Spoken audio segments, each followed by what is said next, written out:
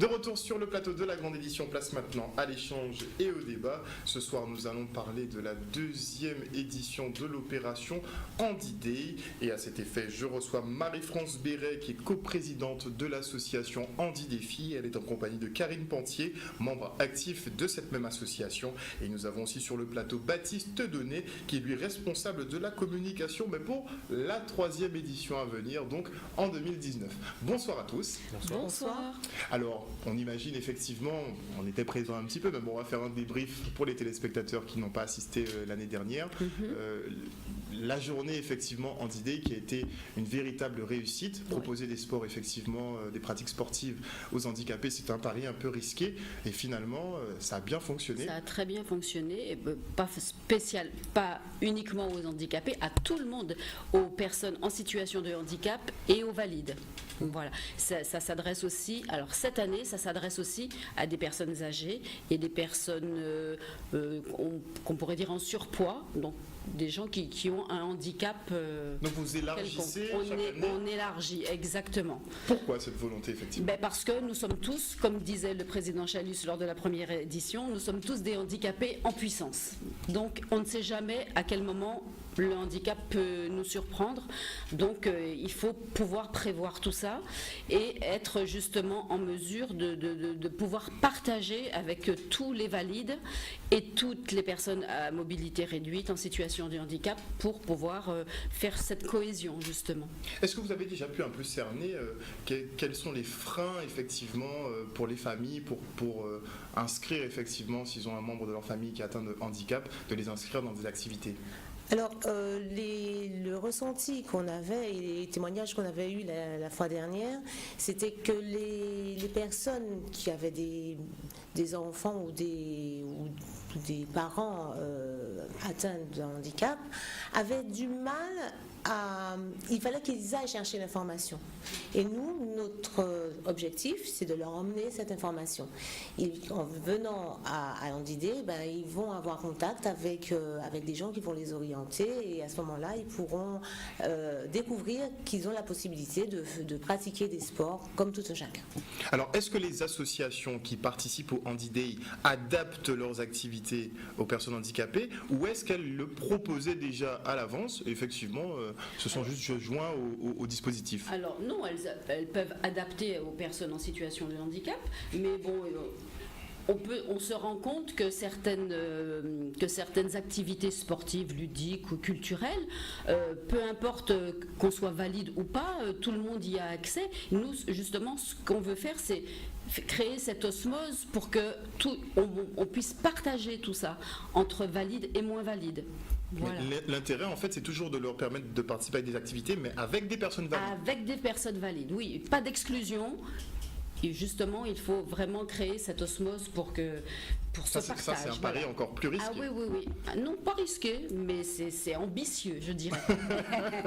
Oui, effectivement, le terme est beaucoup mieux choisi. Ouais. Mais est-ce qu'on arrive justement à gommer un petit peu cette image du handicap, comme quoi ils ne sont pas capables? Est-ce qu'on arrive effectivement à ça? C'est justement le thème justement de notre manifestation de demain, c'est faire équipe contre les préjugés, parce qu'effectivement, énormément de nos concitoyens ont des préjugés sur le handicap, alors que il ne faut pas qu'il y ait ça.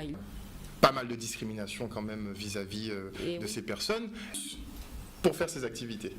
Juste du fait qu'elles sont handicapées. Non, pourquoi? Non. Justement, au cas où, peut-être qu'il y a une surfacturation. Mais bon, il n'y a pas de raison qu'elle paye plus que des personnes valides. Regarde mon petit papier. Allez-y. Donc, alors, vous aurez du tennis avec fauteuil, du badminton assis, du handball, de l'escrime, des activités comme le dessin, la peinture, le rugby en fauteuil, le tirage. C'est quoi le cécifoot? Le cécifoot. Cécifoot. Alors, le cécifoot, c'est une discipline, c'est du football. Mais pour les personnes atteintes de cécité. Pour les personnes, voilà. Donc la spécificité, c'est que bien entendu, on n'est pas obligé d'avoir dans les équipes uniquement des personnes atteintes, déficients visuels, mais pour que tout le monde soit au même niveau, on bande les yeux à tout le monde. Voilà. Ça c'est chouette. Et donc après, le ballon a un grelot.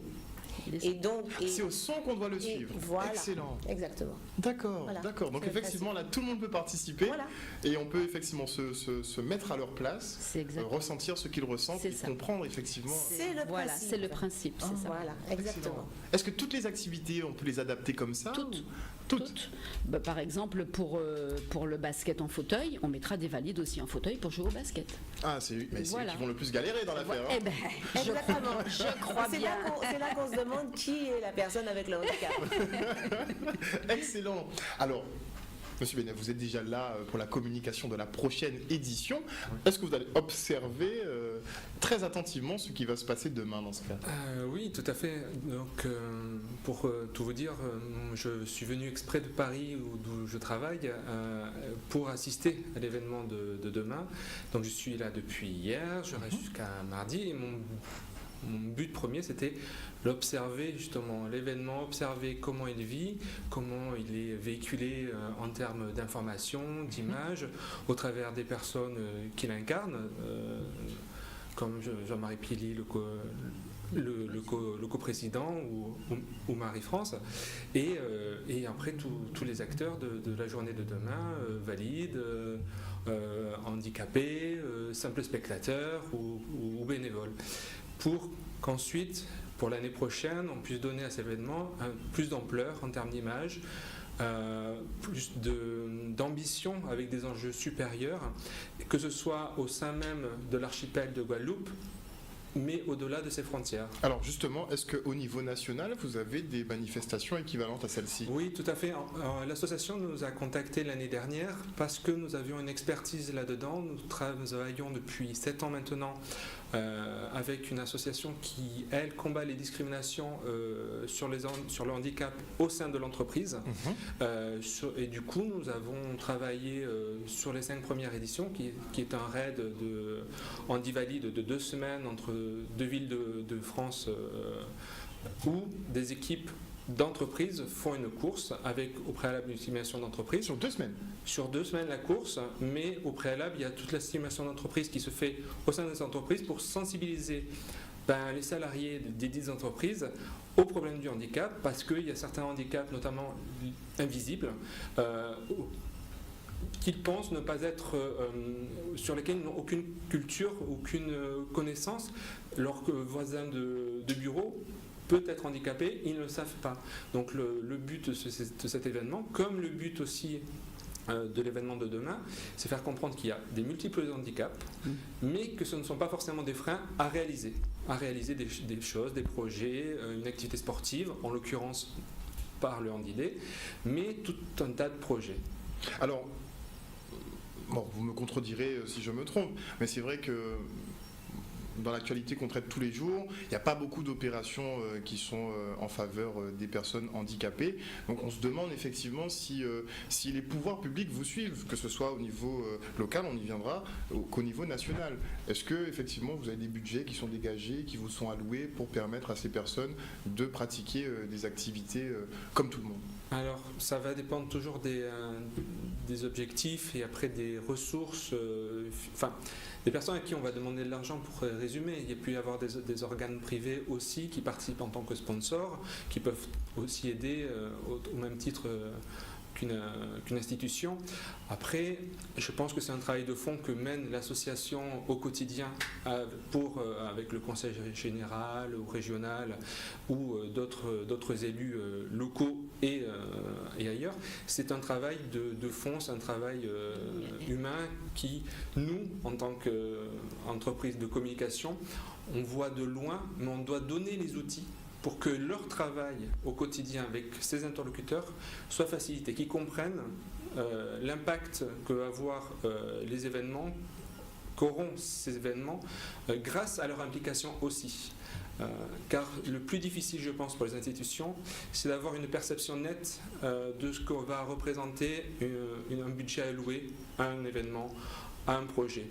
En montrant les répercussions positives et les conséquences pour les habitants, pour la commune, il y a un véritable enjeu pour eux aussi.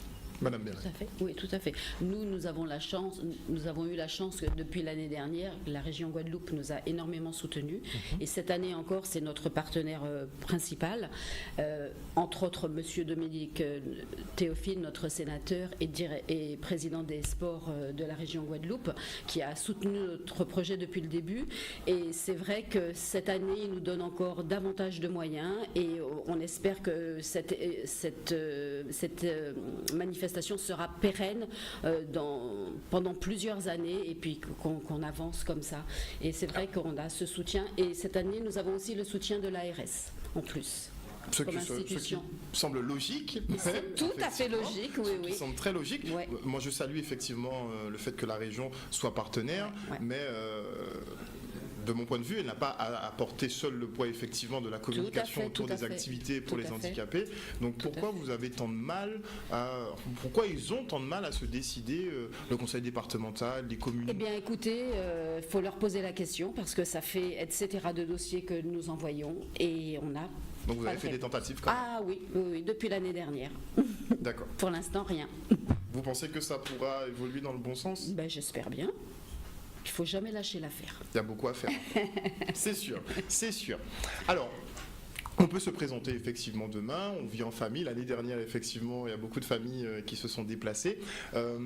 Ça va se passer où? Et effectivement, est-ce que ce sera toute la journée comme l'an passé ou un peu plus limité? Non, alors ça va commencer demain matin à 9h pour se terminer à 18h.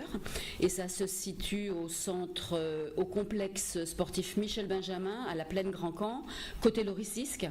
Et donc tout le monde est le bienvenu, c'est ouvert. Sur la Plaine Grand Camp, est-ce que vous avez autant de place que l'an dernier?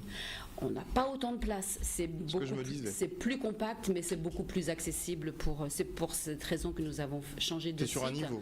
C'est sur un seul niveau, et puis pour les personnes en situation de handicap, ça sera quand même plus facile d'accès. Tout est de plein pied, voilà. C'est vrai que le vélodrome était super l'année dernière, mais on a eu beaucoup de problèmes d'accessibilité pour les personnes à mobilité réduite, et donc on ne voulait pas refaire cette même erreur. Voilà. Mais justement, on peut dire que c'est une erreur, mais on peut dire aussi que c'est un mal pour un bien, parce que si vous changez de site à chaque fois, on pourra se rendre compte des infrastructures qui sont adaptées ou qui ne le sont pas. Exactement. Et bon, je sais que l'État fait un gros travail à ce niveau-là, mais il y a tellement de choses à faire. Et c'est vrai que on avait sollicité la région Guadeloupe suite au premier Handidé pour pouvoir faire certains aménagements. Bon, les temps sont durs, hein, donc on ne désespère pas, on espère bien que d'ici l'année prochaine ou enfin dans un futur proche, je dirais, que les choses avancent et s'améliorent à ce niveau-là. Donc d'ici demain, on aura les activités sportives, il y aura d'autres choses qui seront proposées aussi, je crois. Vous avez fait état de d'autres activités hormis le sport. Alors, hormis le sport, un petit focus il y a dessus. des activités culturelles, effectivement. Alors, en ce qui concerne les animations, on aura du bubble foot aussi, des parcours découvertes. Ah, moi je découvre. Donc, bon, ça alors, peut me faire un petit topo. Ça, c'est du foot. Donc, en fait, c'est un système où les personnes se trouvent dans des ballons. Ah, les grands ballons, les grandes bulles. Voilà, des espèces de. D'accord. Voilà. Et donc, ils doivent jouer au ballon en étant dans ces bulles. Et c'est très drôle, en fait. Les enfants adorent en particulier, mais les adultes aussi. Et donc, oui, c'est un petit peu. On est sûr de faire mouche avec cette activité. D'accord. Voilà, et puis il y a danse avec son fauteuil, de la zumba, il y a un déboulé Arioka, un groupe de Gourbert, que vous avez reçu d'ailleurs. Exactement, voilà, exactement. tout à fait. Et on a parlé des handidances. Voilà, oui, voilà. Donc ce sera un petit peu voilà. la réplique des handidances. C'est ça, ça sera avec j'oublie le nom de Madame Neudan, j'oublie son nom, la dame qui fait l'Andidance en Guadeloupe. Donc ils vont faire leur petite prestation. Voilà. Très bien, ok. Quoi par la suite? Voilà, autrement, il y a du roca, il y a des balades en charrette à bœufs, enfin, je sais pas tout Non, pas à bœufs, plus. à Cabri. À Cabri, pardon. À Cabri, oui. Ah, vous allez toujours plus loin. Je n'ai rien dit. Non, en fait, oui, c'est plutôt adressé aux enfants d'ailleurs. Hein, Oh, non, non, enfin, la dernière fois, c'était plutôt les enfants qui avaient c'est apprécié. c'est vrai que les enfants vrai. sont beaucoup. Ouais, Non, mais c'est très drôle. C'est très drôle. Donc, Il faut le voir. j'ai l'impression, effectivement, comme c'est très attrayant, surtout pour les enfants, j'ai l'impression que vous voulez travailler surtout sur eux, en fait. Changer leur vision des choses. C'est l'avenir, hein. Parce que les enfants ne voient pas la même chose que les grandes personnes. C'est l'avenir. Mais c'est vrai que Ce leur sont vision eux peut qui être... vont faire bouger les choses. C'est Si- pourquoi il faut leur inculquer cela maintenant. Si leur vision n'a pas déjà été un petit peu corrompue par celle des adultes, aussi. Oui, mais ils sont jeunes, donc ils peuvent penser autrement. Pour vous dites. Oui, je disais que j'étais moi-même enseignante, donc c'est peut-être pour ça que je focalise un petit peu sur les enfants. Mais leur vision des choses peut être modifiée positivement très vite. Moi, je sais que je leur en ai pas mal parlé et que du fait d'entendre parler du sport adapté, ça leur a fait comprendre, par exemple avec les Jeux paralympiques de 2016 ou de celui dernier, que finalement, c'est pas parce même quand il manque 4 membres, on peut faire de la natation. On peut quand même faire de vraies prouesses. Voilà, donc en fait leur vision du handicap est passée de la peur à l'admiration. Donc en partant de là, et puis il y a quelque chose que je voulais préciser aussi, ce qui nous a moi m'a le plus touché, mais je pense que c'est la même chose pour nous tous. La dernière fois, quand les personnes en fauteuil sont arrivées sur le site, ils étaient un petit peu stressés, ils ne savaient pas trop ce qu'on allait leur proposer, comment ils allaient pouvoir se déplacer, et quand ils sont repartis, ils étaient vraiment très heureux. Donc le sourire des jeunes quand ils sont repartis, je crois que ça vaut tout l'or du monde. Donc ça vaut le coup. Alors vous qui êtes spécialiste en communication, est-ce qu'il ne faut pas justement beaucoup plus travailler sur les enfants? Je pense en fait il faudrait travailler sur toutes les cibles. Les enfants, c'est le point d'accès, l'origine de l'événement, parce que c'est un public qui est plus plastique que l'adulte. Il peut s'adapter, il peut accueillir des nouvelles notions plus facilement que les adultes, mais ça ne veut pas dire qu'il ne faut pas travailler sur eux aussi. C'est pour ça qu'on encourage les enfants à venir avec leurs parents, voire même leurs grands-parents, parce que le handicap aussi, ça peut être aussi simplement la vieillesse, et qu'une personne âgée peut sans avoir aussi autant de problèmes au quotidien qu'une personne en fauteuil, par le regard des autres, par son quotidien, par des activités sportives qu'elle pense être interdites par sa condition physique. Donc les enfants, c'est le point d'accroche, mais parce que c'est plus simple d'accès, et surtout ça rayonne beaucoup plus rapidement que s'adresser aux adultes. Ils vont plus facilement, eux, en parler à leurs parents, en parler à leur entourage, et créer une forme d'émulation naturelle, que si on s'adressait qu'aux parents qui devraient déjà accueillir trop de notions pour ensuite la proposer à leurs enfants. Ça prendrait plus de temps, mais il faut négliger personne. C'est surtout ça le but, Ouais. en fait. Donc, je le disais tout à l'heure, peu de manifestations autour du handicap. Est-ce que vous pensez que réitérer les Handy Day plusieurs fois dans l'année, ce serait trop, ou ce serait une chose à faire? Alors non, je pense que ça serait trop. Le Handy Day restera le Handy Day une fois par an. Par contre, notre association fait des petites manifestations, à plus petite échelle, D'accord. mais toujours dans le même esprit. Toujours dans le même esprit, donc ça peut être une initiation à la plongée, une initiation au cheval. Vous allez chercher toujours des activités qui semblent le moins accessibles. Et oui, parce qu'on a même le projet de faire du saut en parachute. D'accord. Nous sommes fous. Mais justement, vous savez que même les valides hésitent. Et oui, Donc ils sont plus téméraires ou comment vous les trouvez? Disons que je pense qu'ils prennent justement cette opportunité de vivre des choses différentes, beaucoup plus à cœur, et puis ils le prennent à fond, quoi. Ils se posent même pas de questions. Très bien. Ils profitent vraiment. Enfin, c'est mon avis. Donc, si je vis en famille, effectivement, j'ai peut-être quelqu'un dans ma famille qui est porteuse d'un handicap, je rencontrerai des associations, je pourrais adhérer à ce moment-là aussi aux associations. Tout à fait. Les personnes qui veulent venir nous rejoindre seront les bienvenues. D'accord. Et puis les autres associations aussi, bien entendu. Et pour accéder, vraiment, comment ça se passe alors? Pour accéder À toutes les activités. Alors, vous venez. Alors, s'il y a énormément de monde, il faudra faire la queue à chaque stand. Un peu comme la fête foraine. Bon, c'est pas une fête foraine, non. Mais ça a l'air très festif tout ça. Oui, mais plus classe. Oui. Donc, il faudra s'inscrire. Et puis, comme il y a plusieurs activités, donc on pourra dispatcher un petit peu tout le monde pour que toutes les activités bossent en même temps, je dirais. Donc ça me coûtera combien?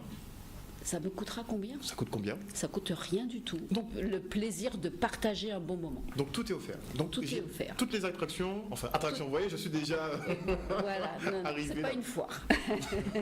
Donc tout est accessible. Tout est accessible à tout public. Très bien. Donc il faut Voilà. juste faire preuve d'un peu de patience, éventuellement. Voilà, parce qu'effectivement, il y a des activités qui ont plus de succès que d'autres. Donc il faudra faire un petit peu plus la queue. Très bien.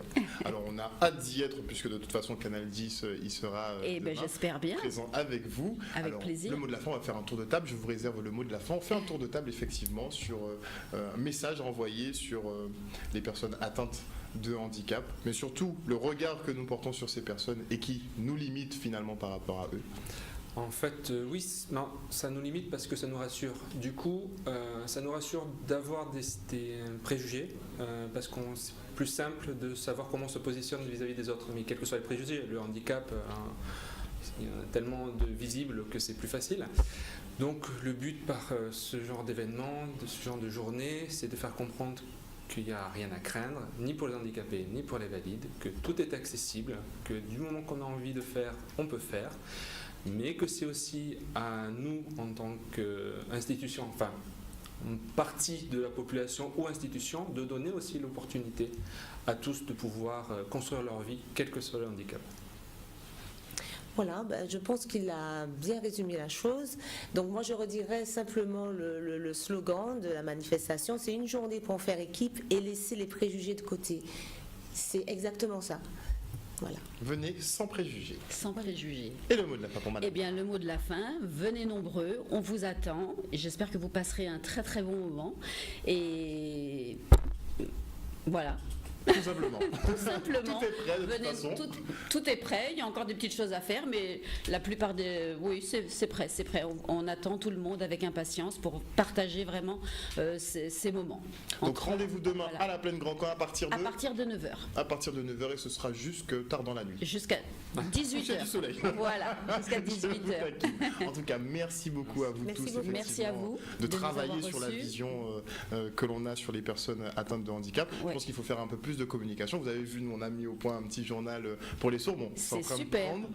On a apprécié beaucoup en apprécié, coulisses. oui. Oui, Merci tout à beaucoup. fait. On travaille un petit peu dans le même sens. C'est très Donc bien. on se comprend. Ouais. Merci encore. De toute façon, lundi, vous retrouverez ce reportage sur les Handy Day en version courte et en version longue. Donc je vous dis, passez un excellent week-end à l'écoute de nos programmes. On se retrouve la semaine prochaine. Ciao.